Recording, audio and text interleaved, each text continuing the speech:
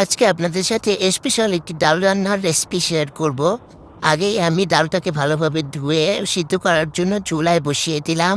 ডালটা ভালোভাবে সিদ্ধ হয়ে যাওয়ার পরে আমি ঘুটনি দিয়ে ভালোভাবে ঘুটে তারপর পানি দিয়ে নিলাম। ডালটা এইভাবে রান্না করলে আসলেই অনেক মজা হয়। এখন আমি হলুদ আর পরিমাণ মতো লবণ দিয়ে রেখে দিলাম। এখন ডিমটা ভালোভাবে ফেটিয়ে নিব পেঁয়াজের সাথে। তো ডিমটা ভেজে তারপরে আমি টুকরো টুকরো করে কেটে নিব। কারণ ডালের মধ্যে ডিম দিলে যদি টুকরো টুকরো করে কেটে না নাও তাহলে বেশি মজা হয় না। তাই আমি একটা ডিমকে 4 ভাগ করে নিলাম। এখন ডিমগুলো সব দিয়ে নিলাম। দিয়ে নেওয়ার পরে আমি এখন ভালোভাবে এটাকে জাল দিয়ে উতরিয়ে নিব। এখন বাগার দেওয়ার পালা এসে গেছে। তো এখন আমি ডালটাকে বাগার দেবো। এই কারণে পেঁয়াজ, রসুন, একটা শুকনো মরিচ, একটু ধনিয়া গুঁড়া, জিরা গুঁড়া এইগুলি দিয়ে ভালোভাবে নেড়ে চেড়ে ভেজে নিতে হবে। এখন আমি ডালটাকে ফোড়নের মধ্যে দিয়ে নিব।